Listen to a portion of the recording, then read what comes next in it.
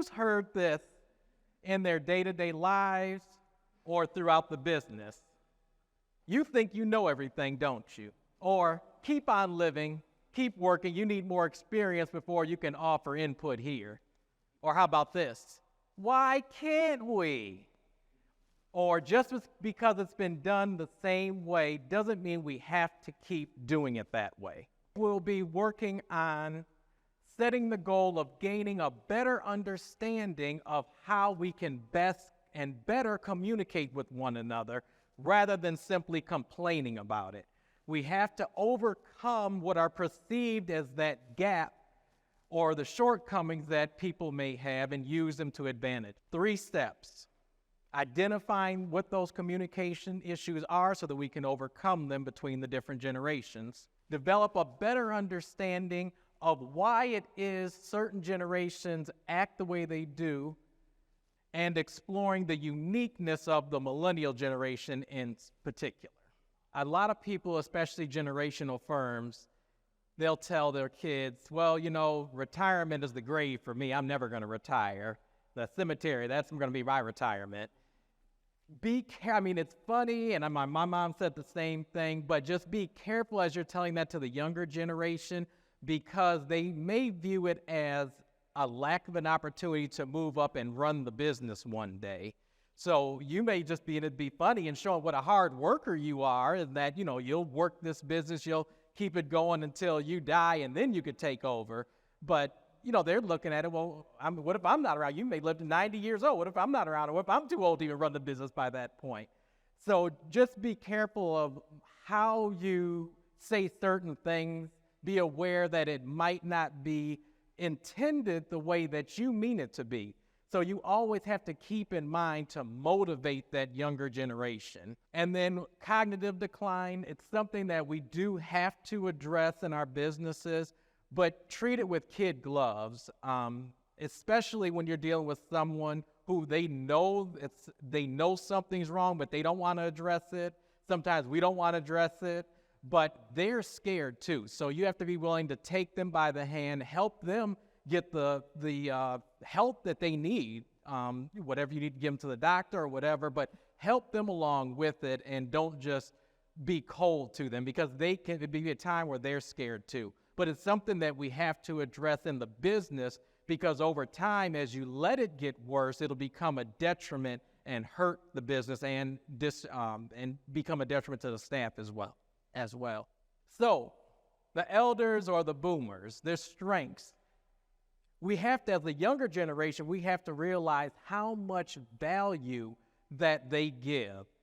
The experience that they have is unmatched, and the knowledge base that they have, decades and decades of information, you have to be willing to pull that out of them. Go to ask them to mentor you.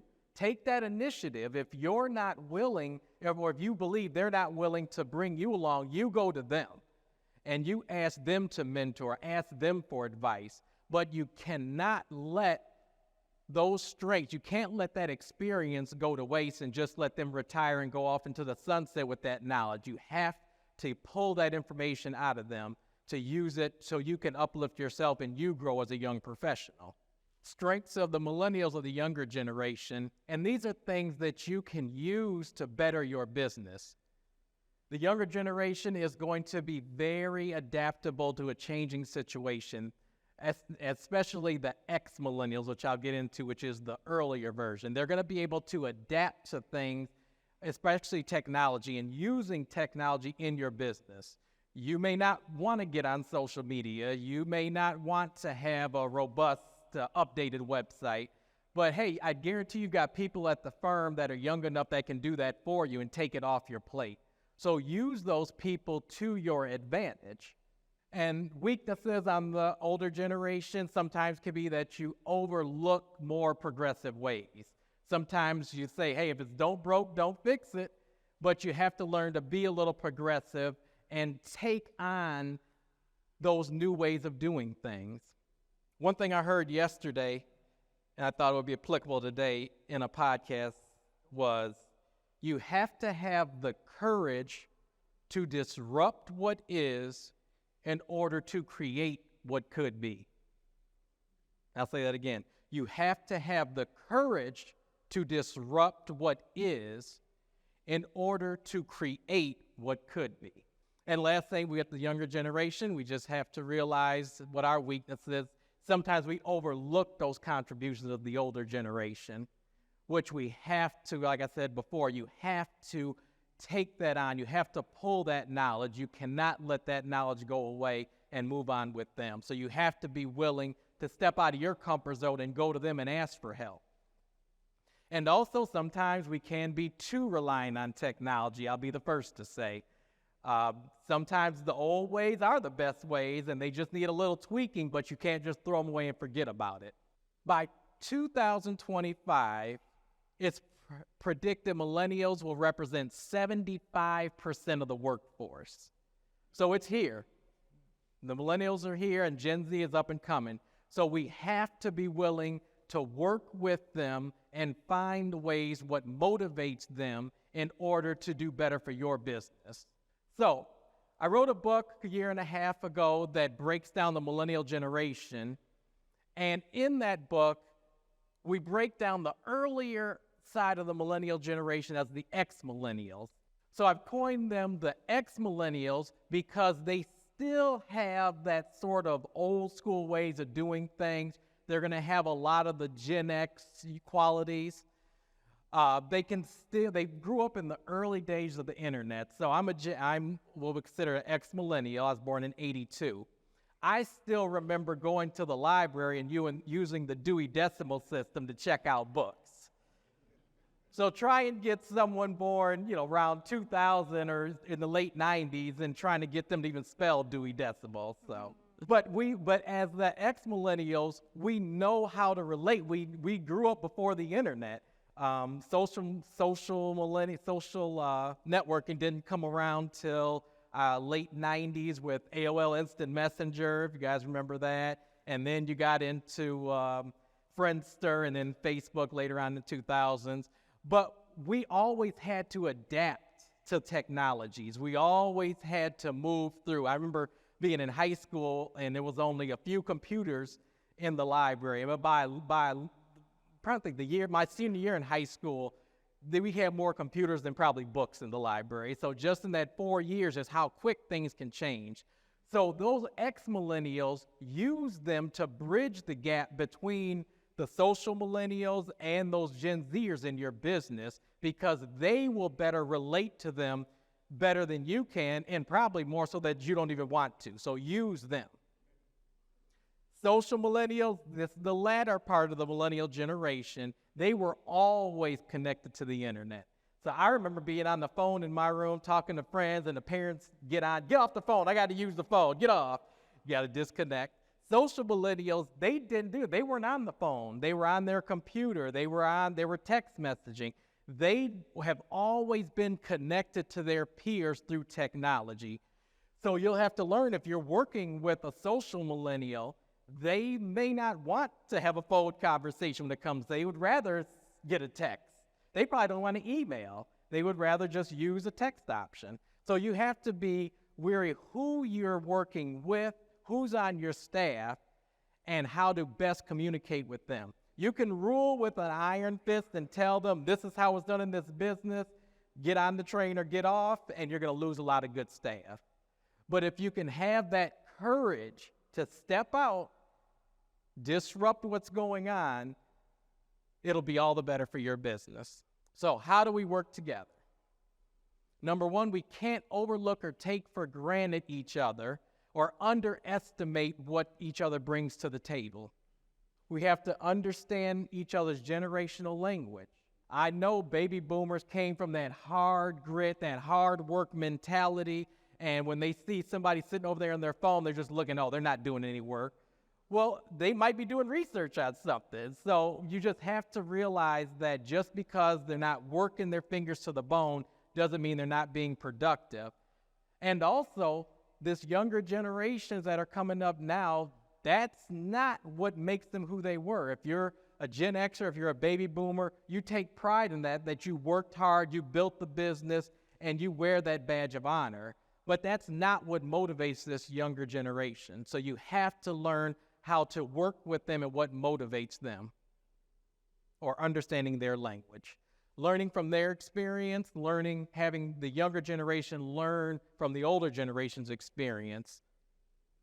We have to grow together, and growing with innovation by using the younger generation and growing from experiences from the older generation.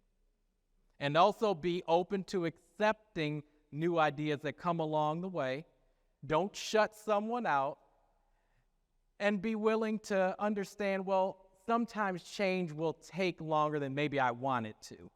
So I know my millennials, we want instant gratification. We want to change now, so we have to understand that sometimes good change happens over time. And we have to learn how to take something to you. So when I was going to my mom and I wanted to change something, I learned I couldn't just run in the office and say, hey, I got a great idea. We're going to do X, Y, and Z, because she's going to block it out as soon as I hit the door. But when I come with something formalized, written out, schedule a meeting to sit down with her and formally present it, it's going to be accepted, and even they accept the change. So it's just a way of how we present it as well. So if we want the legacy of family-owned funeral homes and small businesses to continue, we have to work together. That's just it, guys. We just have to come together. We have to understand that this generation that's coming up now, especially with Gen Zers, it's different. We have to meet them where they're at. We can't rule with that iron fist anymore. I know that's hard for some people, but we've got to learn to meet people where they're at, use their strengths to better your business, and in turn, everybody will be happier in the end. Hold yourself accountable. Be dedicated to the growth and collaborating with others, but hold yourself as being the number one change maker. As leaders, you need to be willing to understand that you have to make changes that are uncomfortable. As a leader, you need to be willing to do something you have been unwilling to do. I'll say that again. As a leader, you need to be willing to do something that you have been unwilling to do. That's where the real change comes in, guys. So, you've got two choices today. You can do nothing, go about your daily business, and go back home and say that was nice.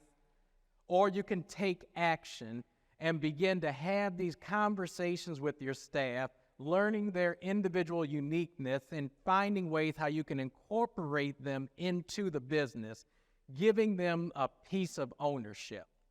I know in this business, especially small business, it's hard to have shares. You can't have profit sharing a lot of times. You can't have that ownership in the business as you would like to, but that's what's going to motivate, especially the millennial generation, to stick around, giving them a sense of ownership.